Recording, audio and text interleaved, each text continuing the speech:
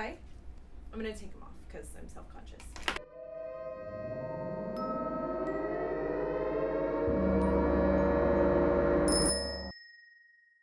I have a book, Mysteries of the Unexplained. Let's talk about spontaneous human combustion for a minute, okay?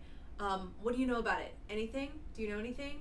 I think we all just generally assume that it's pretend. We've all heard reference to it, but nobody actually thinks it's real, right? Well, there have been quite a few documented cases. I'm going to read you the case of Mrs. Mary Reeser of St. Petersburg, Florida.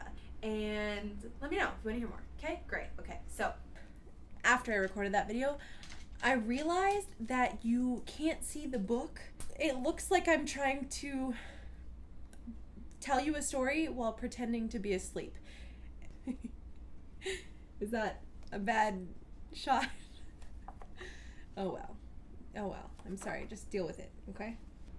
Is that better?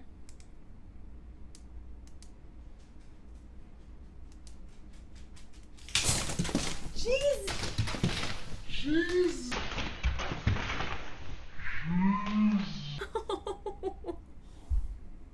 That was rude. Maybe the floor wasn't the best place to do this. Let me find another spot. I feel like I can feel something dripping.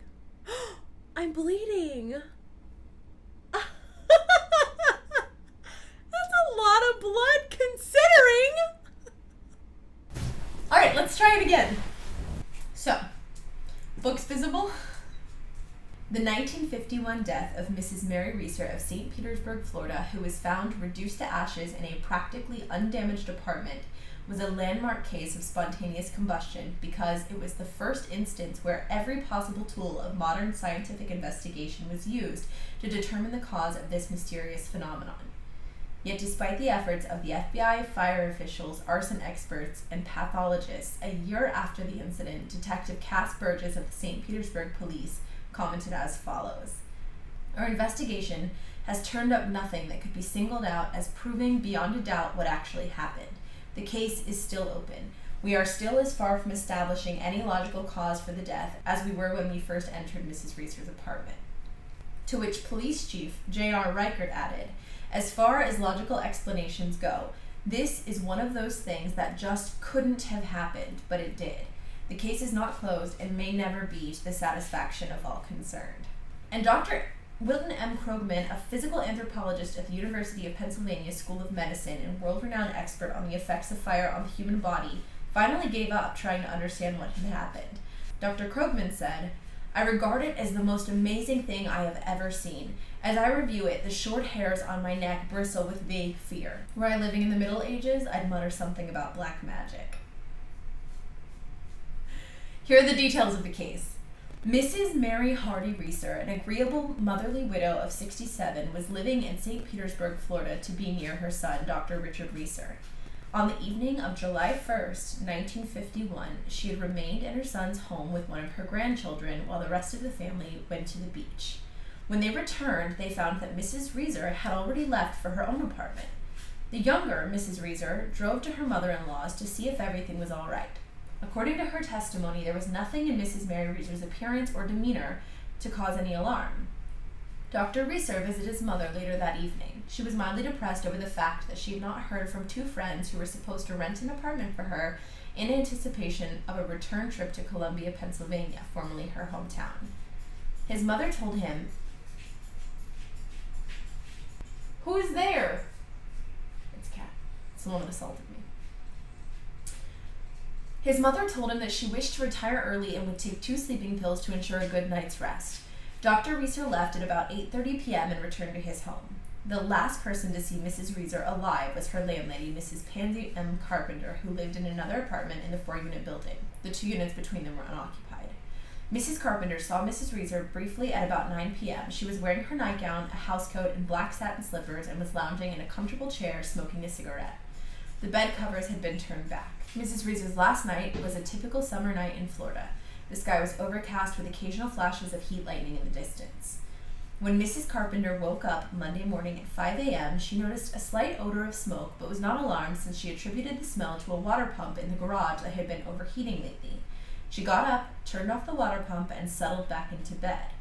When she got up an hour later to collect the newspaper outside, she no longer smelled any smoke. And at 8 a.m., a telegraph arrived for Mrs. Reeser. Mrs. Carpenter signed the receipt and went to her tenant's apartment to bring her the telegram. The doorknob, when she placed her hand on it, was hot. Alarmed, she stepped back and shouted for help. 2 painters working across the street ran over. One of them opened the door. As he entered, he felt a blast of hot air. Thinking of rescuing Mrs. Reeser, he frantically looked around but saw no signs of her. The bed was empty. There was some smoke, but the only fire was a small flame on a wooden beam over a partition separating the living room and the kitchenette. The firemen arrived, put out the small flame with a hand pump, and tore away part of the partition. When Assistant Fire Chief S.O. Griffith began his inspection of the premises, he could not believe his eyes.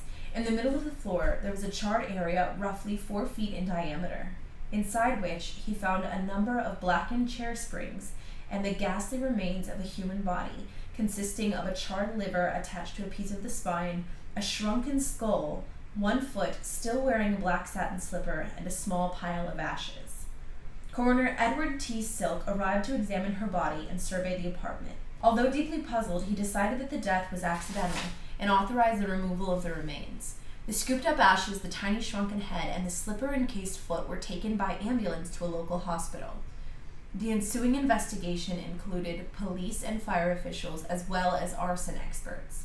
The facts that confronted them seemed inexplicable considering the great heat necessary to account for Mrs. Reeser's incinerated body. Little of the furniture, other than the chair and the end table next to it, were badly damaged, but the apartment had suffered some peculiar effects. The ceiling, draperies, and walls from a point exactly 4 feet above the floor were coated with smelly, oily soot. I'm gonna get copyright stricken.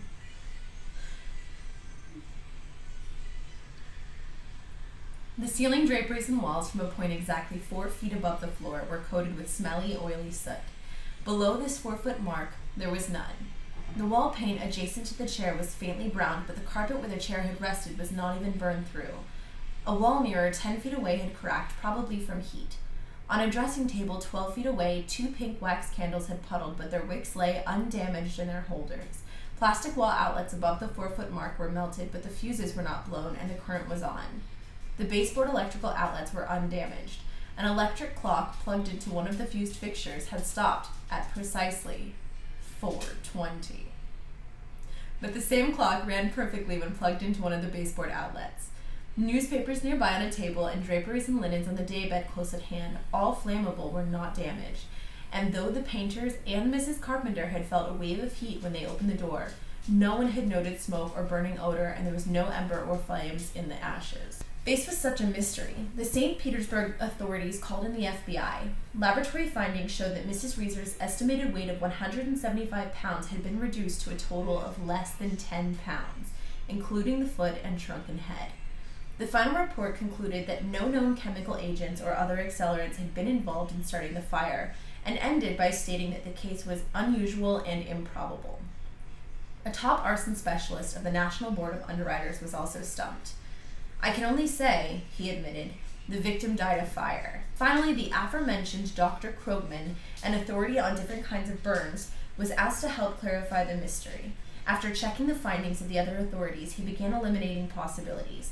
He considered lightning as a cause, but an engineer who specialized in the effects of lightning bolts on the human body flatly dismissed such a conjecture. Besides, lightning was not reported in the immediate neighborhood during the night of the accident. Another possibility was that the sedatives taken by Mrs. Reeser had made her so drowsy that she did not notice a fire had set to her nightgown or chair by the cigarette she was smoking.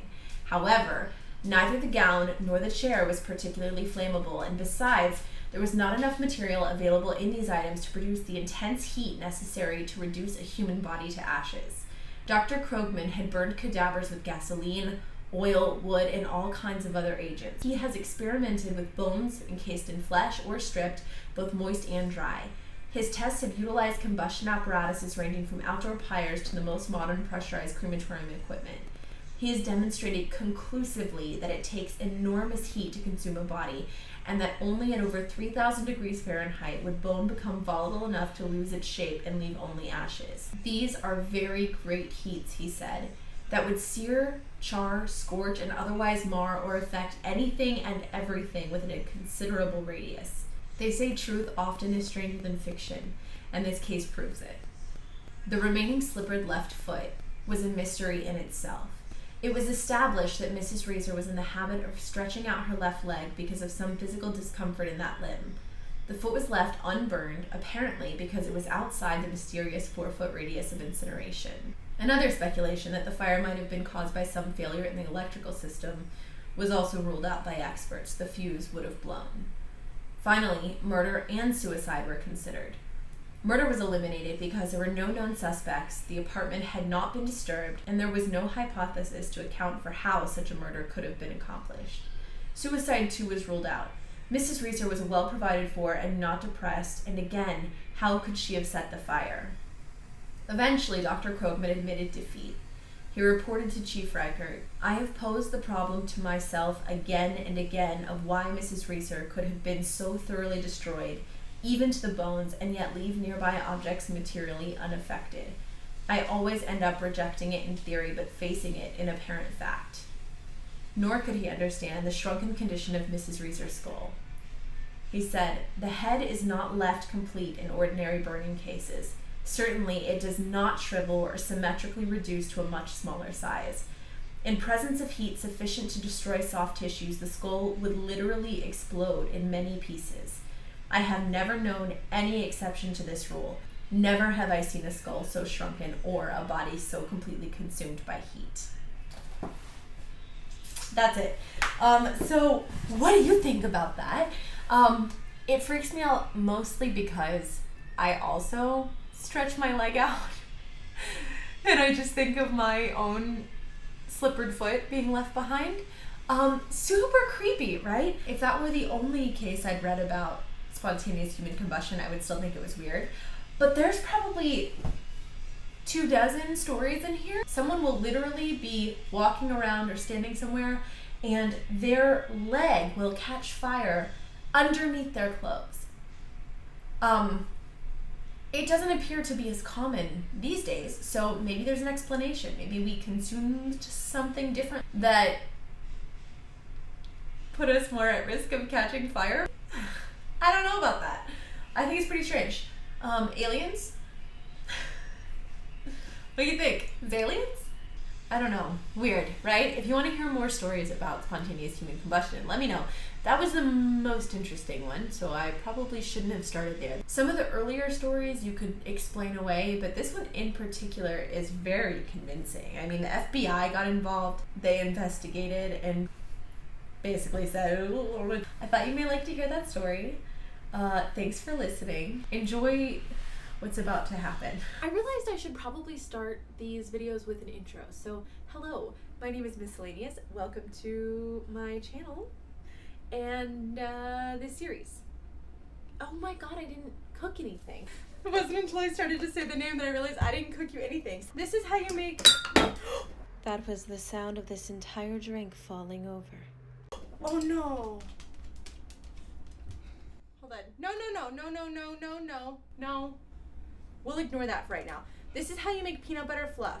It's like peanut butter marshmallow Play-Doh. So take a big spoon of peanut butter, marshmallow fluff, heaping spoonful, then mix it together. You don't want there to be any streaks in the color, okay? Oh my god, I dropped that too. Hold on, I dropped that into the drink that I spilled, so it's a little damp. I'm so sorry. What that leaves you with is peanut butter fluff, which is delicious and can be used like Play-Doh. It's a little stickier than Play-Doh. You were not invited to this party. Please go find somewhere else to go. It's not for you. So, it's like Play-Doh. It's like edible Play-Doh. So you can like stretch it. You can play with it. Stop! This is not for you. I'm not trying to tease you. You're not supposed to be here. And then you can eat it. Delicious. Da Vinci! You have to go somewhere else.